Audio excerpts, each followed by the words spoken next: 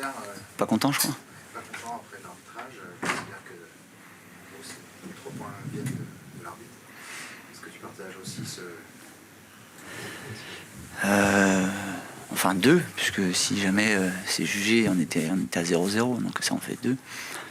J'ai pas revu la situation, vous allez peut-être me dire après.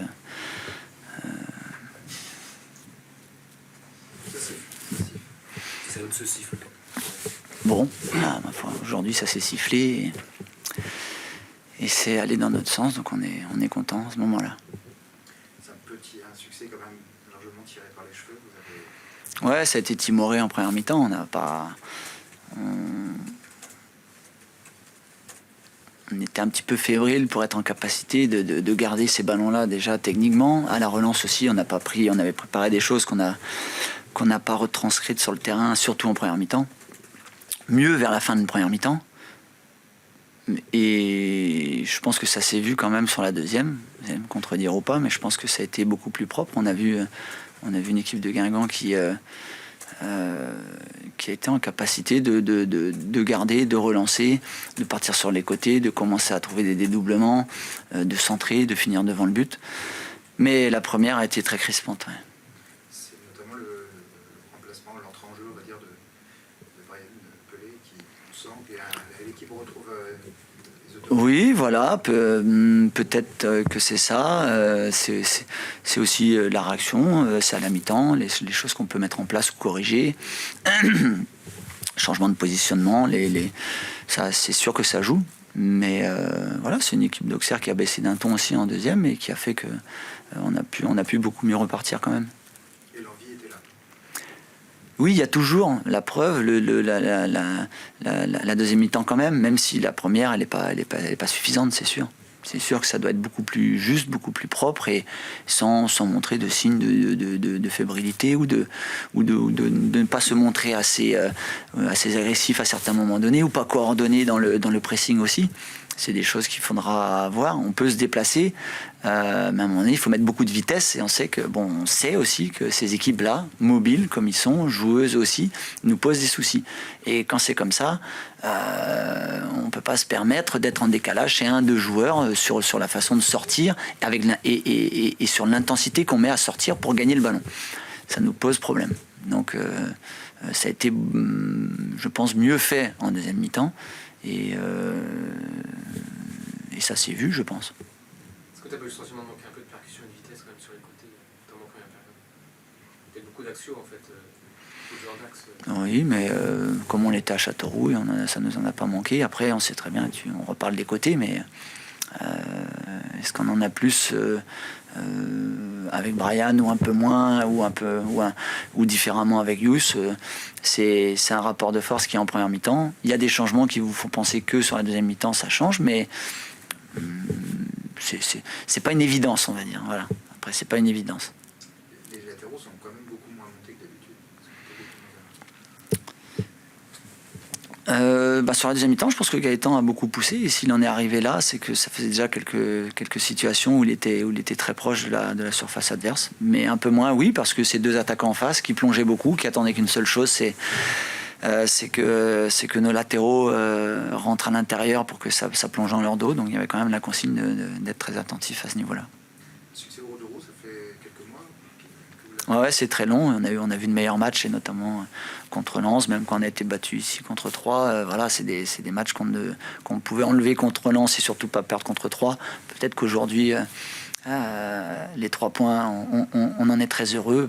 Avec un, peut-être qu'on n'aura rien dit. On a été capable d'aller arracher les 3 et c'est toujours important pour une équipe comme nous qui est en reconstruction avec un mercato qui se termine d'arracher ces 3 points-là maintenant. Est-ce qu'il t'a poussé à titulariser Louis Cardo? 16 semaines d'entraînement, tout simplement. Voilà, à un moment donné, il faut les lancer aussi, comme El Hadjiba. C'est des gars, on voit qu'ils vont pouvoir peut-être nous apporter beaucoup. Et surtout, faire devenir le groupe beaucoup plus fort.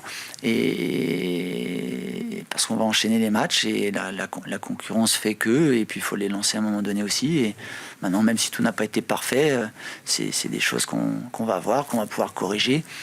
Et comme je le disais, le mercato est fini ce soir à minuit, donc maintenant tout le monde va savoir que ça va plus bouger à Guingamp et que pour jouer, il va falloir encore mieux se préparer et avoir un objectif collectif sur chaque séance et chaque match. Et comment tu as trouvé leur prestation de nouveaux titulaires? Là, à chaud, il faut faire toujours attention. Je regarderai. Je sais que Louis a eu un début de deuxième mi-temps difficile. Voilà, après, j'en discuterai avec lui.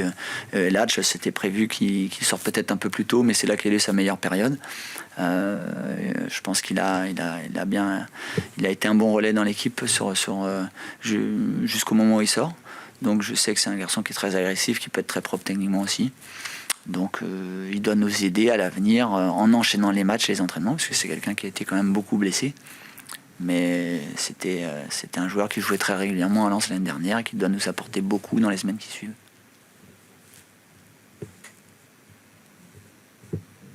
Merci. Imagine comment je ressors de ce match. Si la délégation, nous on pense que s'il n'y a pas l'arbitrage, il n'y a pas 3 points pour Guingamp, c'est tout. Si l'arbitre n'est pas là pour donner 3 points à Guingamp, il n'y a pas. Avant le pénalty, il y a faute sur Calan Sarcus. Il n'y a pas faute sur le pénalty. Donc c'est la notoriété et l'image qui passe devant de Guingamp et qui fait que l'arbitre donne 3 points à l'adversaire mettant un pénalty. Voilà. C'est tout, voilà ce qu'on ressent nous, la délégation. Mais ça fait partie des conditions incontournables de notre sport. Et moi qui suis en plus, il faut l'accepter, parce que moi qui suis en plus complètement contre la VAR, je pense que voilà, il faut accepter l'idée que voilà, il y a des genres de choses qui se passent comme ça, qui font que ça a toujours existé depuis 100 ans. Il y a le sentiment que d'un côté, des fois, ça passe pour toi ou ça passe pour l'autre, et l'arbitre s'il fait un penalty qui est inexistant, et ça donne 3 points à l'adversaire alors qu'on a toute la maîtrise du match. Mais ça fait partie des aléas, de l'aléatoire de ce sport quand tu construis un projet. Il faut malheureusement l'accepter, surtout pour un mec comme moi qui pense que la VAR peut tuer le football. Et on est pas mal à le penser, voilà. Et qui pense aussi que donc il faut accepter l'idée que humainement tu as des erreurs qui sont commises et que tu fais avec. Ce soir, s'il n'y a pas le penalty, il n'y a pas 3 points, puisque dans la maîtrise de ce match. Et voilà quoi, donc le seul petit reproche qu'on peut faire et où on doit progresser, c'est que sur la première mi-temps on a 6-7 opportunités très nettes, on les met pas au fond. Si on en met une au fond, le match il est plié et puis après on peut maîtriser. Mais voilà, c'est tout, voilà ce que nous on ressent profondément. Ça, c'est par rapport au fait des opportunités, c'est pas nouveau, vous savez que c'est un peu là même pendant la série des... C'est ce qui fait ton classement, c'est tout. Ça vaut aussi pour les mecs en face là. C'est que ce qui fait ton classement, c'est comment ceux qui claquent les buts et ceux qui les claquent pas. C'est pour ça que tu as des mecs qui investissent des centaines de millions sur Neymar ou Mbappé. Voilà, c'est tout. Comme ça, au moins, les mecs, ils te la mettent au fond, la balle. Mais bon, c'est des mots durs parce qu'il faut aussi être derrière mon groupe et derrière eux parce que les opportunités, ils ont eu. Ce qui est important, c'est d'avoir des opportunités. Elles ont été importantes en première mi-temps. Et on rentre pas, quoi. C'est pour ça aussi que tu vas chercher les premières places ou tu vas pas les chercher, c'est tout. Sinon, pour l'investissement et le comportement et la maîtrise du match, il y a rien à reprocher. Il y a une grande différence par rapport au match aller où on avait vu un Guingamp qui nous avait beaucoup bougé et qu'on avait été beaucoup de mal à aller chercher le match nul. Et voilà, donc ce soir, voilà, le match bascule sur une décision de l'arbitre. Voilà. Vous attendiez à être un peu plus secoué ici ou pas du tout? Moi, je ne m'attends pas à grand-chose. Tu sais, avec le football, non, en fait, par rapport à ce qu'on avait vu, on avait vu que c'est une équipe qui était forte en contre, qui avait un gros potentiel offensif, mais très bonne en contre. Et voilà, non, je ne m'attendais pas spécialement, effectivement. Moi, je pensais être un peu plus bougé, avoir un peu moins le ballon, effectivement.